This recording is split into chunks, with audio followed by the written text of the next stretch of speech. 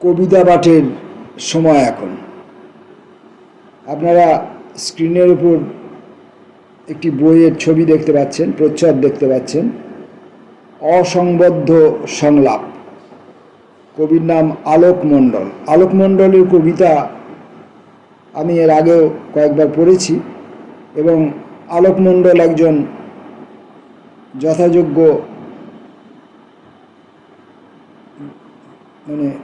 সাহিত্য এবং সাহিত্য কর্মাদি বিষয়ে সুবিবেচক সম্পাদক। সম্পাদক তো এখন অনেক রকমের আমরা দেখতে পাচ্ছি। তিনি কপি পেস্ট সম্পাদক নন। তো আলোক মণ্ডলের সেই সম্পাদিত পত্রিকা থেকেও আমরা কয়েকবার বিভিন্ন জনের কবিতা পাঠ করেছি। আজকে আমরা আলোক মণ্ডলের এই অসংবদ্ধ সংলাপ এই বইটি থেকে কবিতা পড়ব।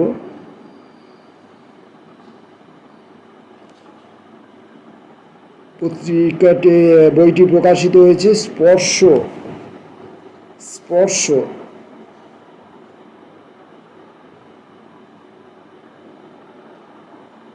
প্রকাশনীর পক্ষ থেকে, নবকুমার শীল এর দ্বারা।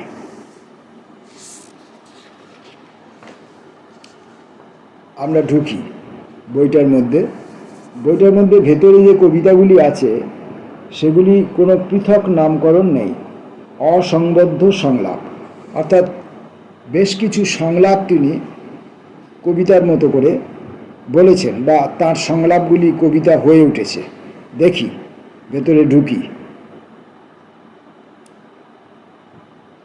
এই যে জানলা দিয়ে এক চিলতে আকাশ, বাড়ির পাশ দিয়ে সকালের রোদে হেসে ওঠা একটি বাড়ি, তার আগে বড় বাড়ির ছায়ায় আরেকটি। এমন তো নয় যে সব বাড়ি এমন ছায়াচ্ছন্ন, তবু কিছু কিছু বাড়ি চোখে আসে এমনই। নারকেল গাছের মাথায় রোদ খেলা করে, হালকা বাতাসে দুলে দুলে ওঠে আমের ঝাঁক। এরকমই একটি সকাল পাখা মেলা পায়রা নিয়ে এলো বকম বকম। তুমি বলবে, এ এমন কি নতুন? জানি সব এক হলেও কিছু কিছু আসে নতুনের বার্তাবহ আক্ষরিক।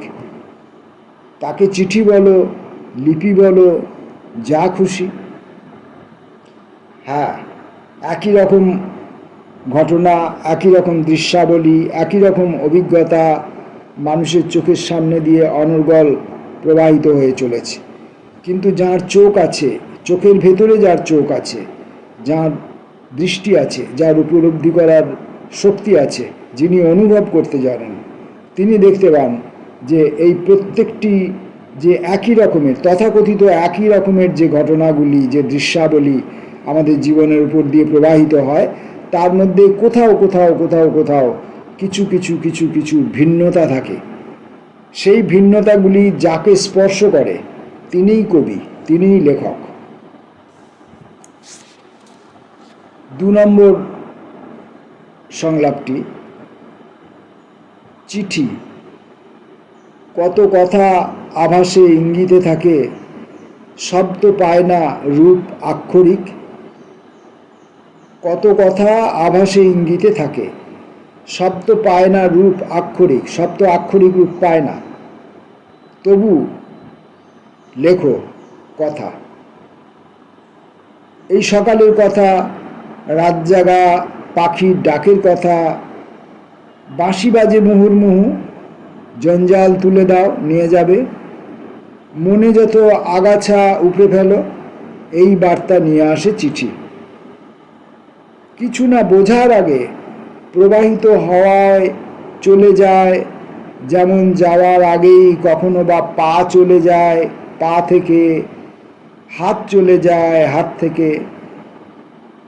কিছু না বোঝার আগে প্রবাহিত হাওয়ায় চলে যায়, যেমন হাওয়ার আগেই কখনো বা পা থেকে পা চলে যায়, কখনো বা পা চলে যায় পা থেকে, হাত চলে যায় হাত থেকে।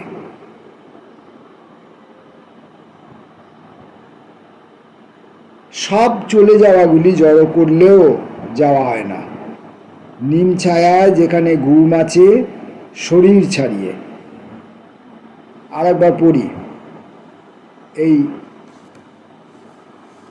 অসংবদ্ধ সংলাপটি, 2 নম্বর। চিঠি। কত কথা আভাসে ইঙ্গিতে থাকে, শব্দ পায় না রূপ আক্ষরিক, তবু লেখো কথা। এই সকালের কথা, রাত জাগা পাখির ডাকের কথা, বাঁশি বাজে মুহুর্মুহু, জঞ্জাল তুলে দাও নিয়ে যাবে, মনে যত আগাছা উপড়ে ফেলো, এই বার্তা নিয়ে আসে চিঠি। কিছু না বোঝার আগে প্রবাহিত হাওয়ায় চলে যায়, যেমন হাওয়ার আগেই কখনো বা পা চলে যায় পা থেকে, হাত চলে যায় হাত থেকে। সব চলে যাওয়াগুলি জড়ো করলেও যাওয়া হয় না। নিম ছায়ায় যেখানে ঘুম আছে শরীর ছাড়িয়ে।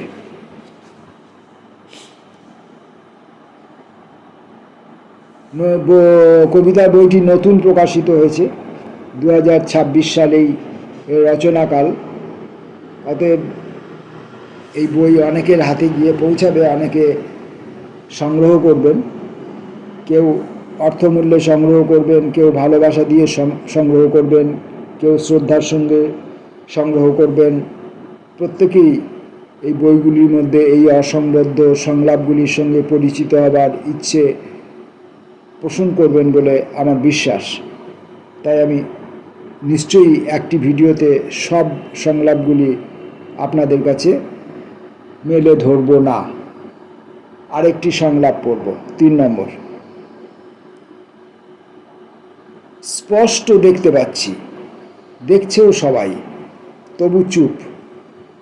শরীর থেকে শরীর ভেঙে না পড়া পর্যন্ত, লম্বা একটা নদী শুকিয়ে না পড়া পর্যন্ত সবাই যে যার চুপ নিয়ে সন্তুষ্ট।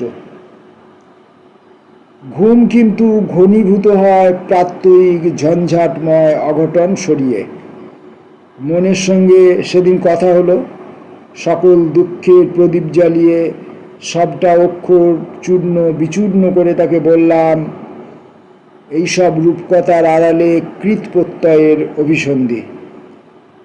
আকাশে জ্বলে উঠল একে একে তারা, তারার ভেতরে সব আলো নিঃশেষিত হলে রাত কেটে দিন হলো ভোর।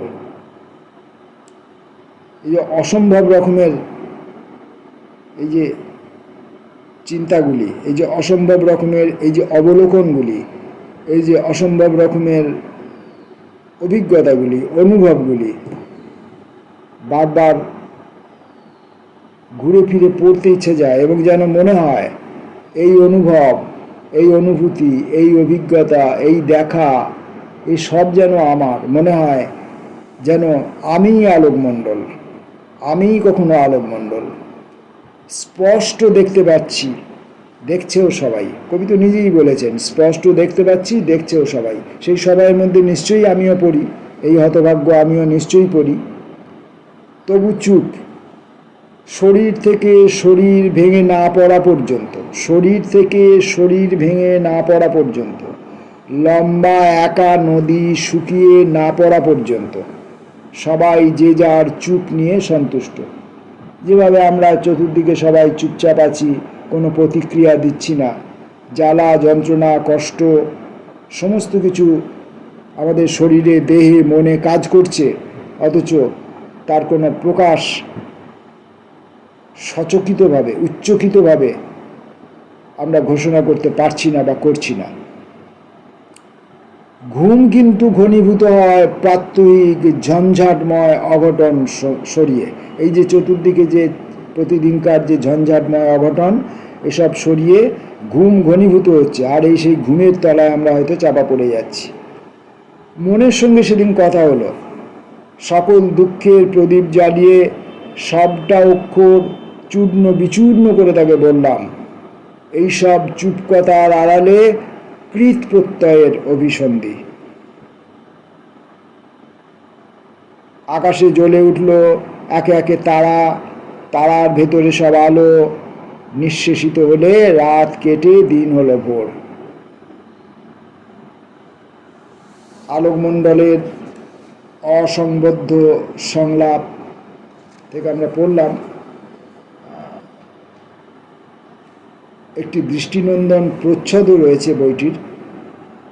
আপনারা দেখতে পাচ্ছেন প্রচ্ছদ শিল্পীর নাম শ্রী মহাদেব। তিনিও আমাদের একজন অতি প্রিয় মানুষ।